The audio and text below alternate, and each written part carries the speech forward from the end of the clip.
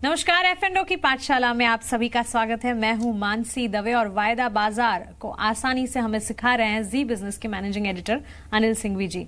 Anil ji, short covering इस concept को हम समझ गए और उसी के साथ आपने लॉन्ग अनवाइंडिंग समझाया, लेकिन लॉन्ग अनवाइंडिंग किया कैसे जाए, इसका एक एग्जाम्पल अगर हमें पता चल जाए। बहुत सिंपल है। लॉन्ग पोजीशन को खत्म करना लॉन्ग अनवाइंडिंग है। आपकी तेजी की पोजीशन है यानी लॉन्ग पोजीशन है। आप कब बेचेंगी? या तो आपको मुनाफा हो रहा है जी, तब आपने लॉन्ग पोजीशन बेची, लॉन्ग अनवाइंडिंग हो गई। या आपको नुकसान हो रहा है और आपको लगता है और स्टॉक बढ़ नहीं रहा जैसा मैं सोच रही थी, नीचे जा रहा है और उस पोजीशन को आप खत्म कर रही हैं, तो वो लॉन्ग अनवाइंडिंग है। तो सिंपल है, उसमें कोई मतलब बहुत बड़ी रॉकेट साइंस नहीं है। तेजी की पोजीशन को खत्म करना, मुनाफे में करें चाहे लॉस में करें, उससे कोई फर्क नहीं पड़ता, लेकिन तेजी की पोजीशन को खत्म करना लॉन्ग अनवाइंडिंग है।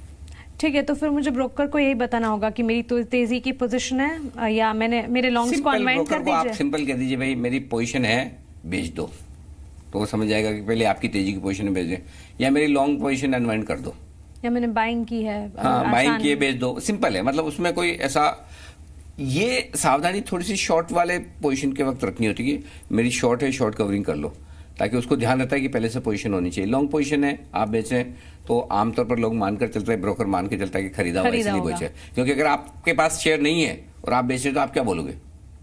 शॉर्ट करो। हाँ। तो अगर आप शॉर्ट करने की नहीं बोल रहे हैं कि मेरी पोजीशन बेच दो, खरीदी है, तो इसका मतलब खरीदी हुई है ये। तो ये आमतौर पर ना बोलचाल की भाषा में उन्हें पता होता है कि खरीदी हुई पोजीशन है, तभी आप बोलोगे मेरी पोजीशन बेच दो, मतलब लॉन्ग अनवाइंडिंग। सिंपल। तो ब्रोकर को अलग से कोई स्पेसिफिक ऐसा इंस्ट्रक्शन देने की इस केस में जरूरत नहीं। शॉर्ट कवर खाली इतना बोल दो मेरी पोजीशन बेच दो और वो समझ जाएगा।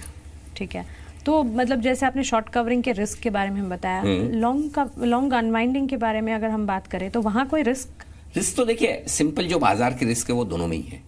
आप तेजी की पोजीशन बनाए, स्टॉक गिर जाए, वो रिस्क है। मंदी की पोजीशन बनाए, स्टॉक बढ़ जाए, वो रिस्क है। तो लॉन्ग पोजीशन के केस में रिस्क क्या है? आपने जैसा सोचा वैसा स्टॉक चला नहीं, नीचे जा रहा है। अब इस केस में दिक्कत मानसी जब आती है कि ज्यादातर लोग ये मानकर चलें कि ये स्टॉक पर्टिकुलर लेवल के नीचे नहीं गिरेगा, या ये इंडेक्स इस लेवल को नहीं तोड़ेगा नीचे, और जब वो तोड़ देता है तो फिर बहुत सारे लोग अपनी पोजीशन खत्म करने के लिए आते हैं और एक साथ आते हैं। उसको कहते हैं कि लॉन्ग अनवाइंडिंग का प्रेशर बढ़ रहा है बाजार में या उस स्टॉक में। अच्छा, मतलब बहुत सारे लोग एक साथ फर्ज करें कि आपने ये सोच लिया कि निफ्टी पर 10,500 बड़ा मजबूत सपोर्ट है, ये आसानी से टूटेगा नहीं, यहां पर बहुत पोजीशन बनी हुई है, लेकिन किसी भी वजह से टूट गया। ठीक है, टूट गया तो फिर क्या होगा? बहुत सारे तेजी करने वाले ट्रेडर्स हैं जिन्होंने ये सोच रखा था कि 10,700 टूटेगा, 10,500 टूटेगा, जो भी लेवल हो उसके नीचे टूटेगा तो मैं अपना स्टॉप लॉस लगा लूंगा या अपनी पोजीशन को खत्म कर लूंगा। तो वो बेचने आएंगे जी, वो बेचने आएंगे तो बिकवाली का दबाव और बढ़ेगा। तो इसे कहते हैं कि तेजी करने वाले लोगों की तरफ से बिकवाली का दबाव बढ़ना या लॉन्ग अनवाइंडिंग का प्रेशर। ठीक है, तो जैसे शॉर्ट स्क्वीज था वैसे लॉन्ग मतलब इसका कोई ऐसे बस मिलता जुलता है। शॉर्ट स्क्वीज में क्या होगा? जो तेजी करने वाले ट्रेडर्स हैं, मंदी करने वाले ट्रेडर्स हैं, जिन्होंने मंदी की पोजीशन बना रखी है लेकिन उनके विपरीत चल रहा है ट्रेड, चाहे स्टॉक में हो चाहे इंडेक्स में हो, और वो एक साथ खरीदने आते हैं तो स्टॉक और बढ़ता है जी, उसको कहते हैं शॉर्ट स्क्वीज जी। ठीक उसी तरह से किसी लेवल के नीचे बाजार चला जाए, स्टॉक चला जाए और तेजी करने वाले ट्रेडर्स घबरा कर, परेशान होकर अपने नुकसान को कम करने के लिए सोचे खत्म करो या छोड़ो, तो उसको कहते हैं लॉन्ग अनवाइंडिंग का प्रेशर, यानी कि वो और बेचने आएंगे तो और दबाव बढ़ेगा।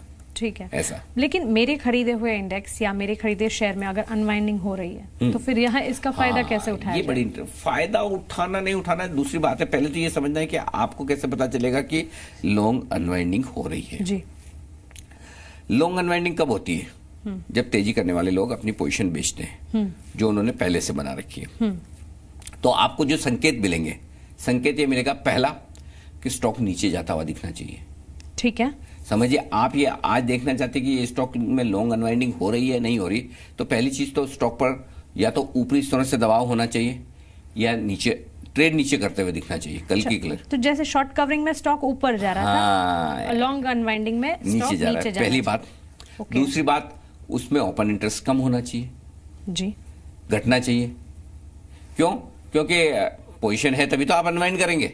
हाँ ठीक है। दूसरा, ओपन इंटरेस्ट दोनों ही स्थिति में कम हो रहा है। हाँ, क्योंकि फ्रेश पोजीशन नहीं बन रही ना, पुरानी पोजीशन कम हो रही है। ठीक है। और तीसरा, इस केस में जब अनवाइंडिंग होती है तो फ्यूचर में बेच रहे हैं, कैश में कम बेच रहे हैं, तो फ्यूचर और कैश के बीच में प्रीमियम कम हो जाएगी।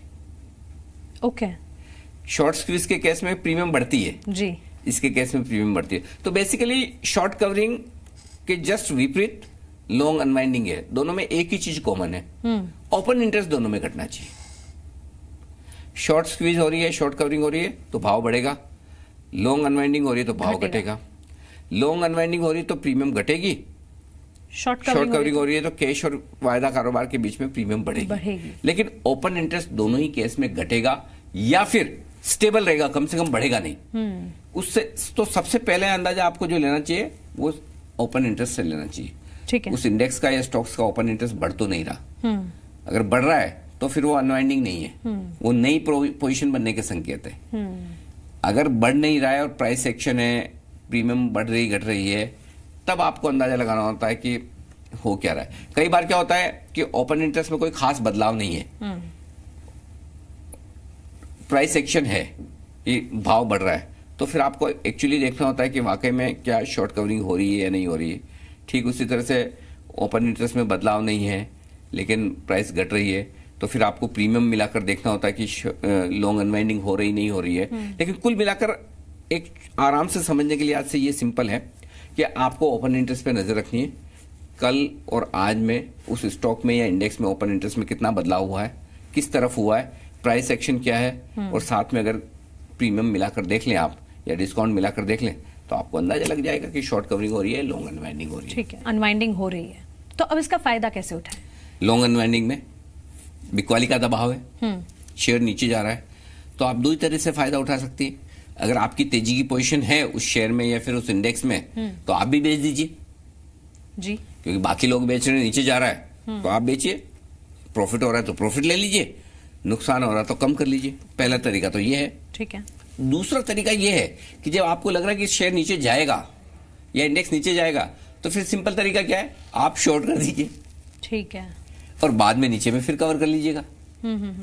ठीक उसी तरह से जैसे शॉर्ट कवरिंग के केस में आप क्या करते हैं, अगर आपकी शॉर्ट पोजीशन तो आप भी काट लीजिए और फ्रेश खरीदारी कर लीजिए, लॉन्ग कर लीजिए, ताकि ऊपर में आपको फिर से प्रॉफिट बुक करने का मौका मिले।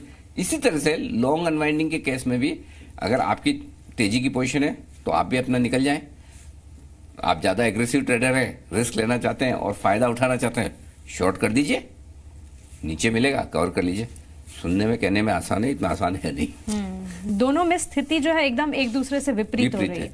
अगर एक ही चीज को मैंने ओपन इंटरेस्ट दोनों में घटना चाहिए। ठीक है, तो ये संकेत है जिसे याद रखना है। और अगर आप संकेत याद नहीं रख सकते तो फिर आप अनिल सर से ही पूछ लीजिए। अनिल सर से आप रिवीजन अनिल सर से रिवीजन कर लीजिए, अनिल सर को सुन लीजिए। बिल्कुल। तो ये तो थी लॉन्ग अनवाइंडिंग की क्लास। आगे बढ़कर क्लास और भी बहुत सारी हैं, चैप्टर्स और भी बहुत सारे हैं। राइट। आप बने रहे हमारे साथ। नमस्कार।